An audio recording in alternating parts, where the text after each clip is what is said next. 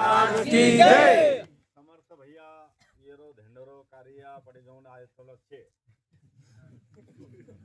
आजच्या या धुलीवंदनाच्या कार्यक्रमासाठी आपण भारतीय जनता पार्टीचे सर्व पदाधिकारी मोठ्या संख्येने उपस्थित आहे। त्यामध्ये वसंतरावजी शिंदे, परसरामजी तळेकर, डॉक्टर कळकुटे साहेब, नवनिर्वाचित नगरसेवक सिद्धिविनायकजी मुळे, मुकेश चव्हाण, विजय मोहिते, संजय डोंगरे, तुकाराम चव्हाण, राजे देशमुख, आपले बद्रीनाथजी भासांडे आणि सर्व गोपाल चौधरी, आपले महादेव मोहिते, कोण कोण राहिले पण आपण घेतले माऊली राठोड आणि आमच्या सोबत आलेले सर्व हनुमान महाराज, लक्ष्मण आहे, लाशीराम आहे, अजून कोण आले, युवराज कुठे, युवराज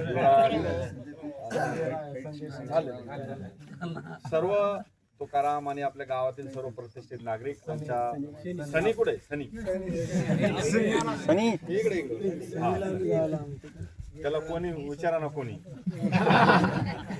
उपस्थित सर्व माता बंधू आणि भगिनी, मुकेश चव्हाण आता सांगितलं की बंजारा समाजाची होळी पूर्वीच्या काळामध्ये 1 महिनाभर चालायची। एरंडाच्या काड्या घ्यायच्या, बेसरामाच्या काड्या घ्यायच्या, लाठ्या काठ्या घेऊन आपली होळी आपण महिनाभर साजरा करायचो।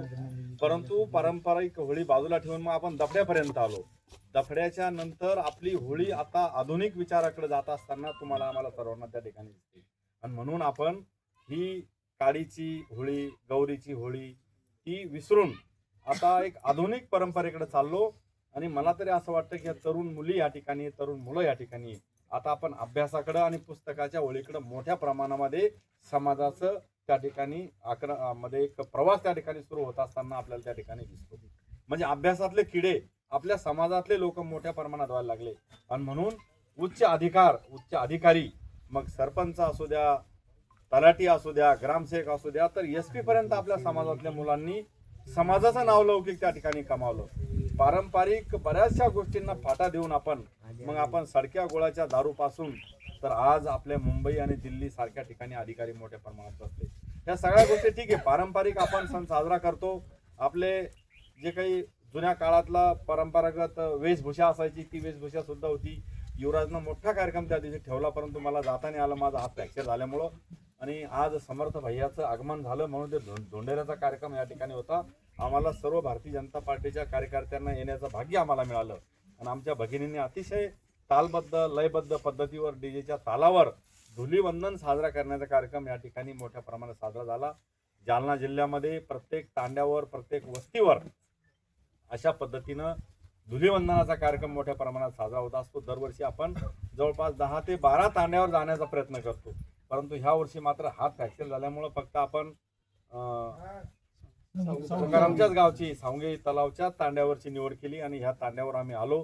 तुम्ही अत्यंत चांगल्या पद्धतीनं होळीचा सण साजरा केला।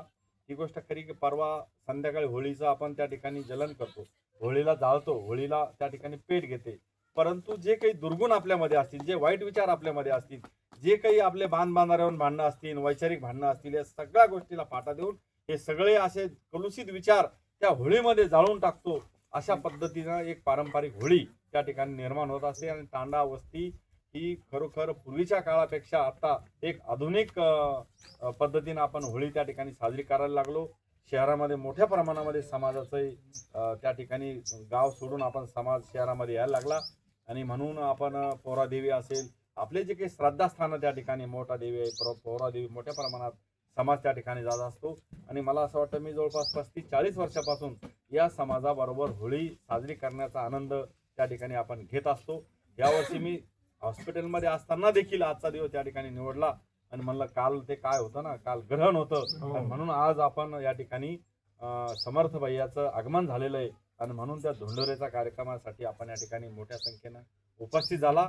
आता ह्या ठिकाणी आपण सर्वांना एकमेकांना रंग लावले, खऱ्या अर्थानं आपल्या जीवनामध्ये चांगले रंग भरण्याचा हा सण आहे आणि आजपासून या धुलीवंदनाच्या पासून जे काही आपल्या जीवनामध्ये अनेक चढउतार मागे येऊन गेले असतील, परंतु चांगले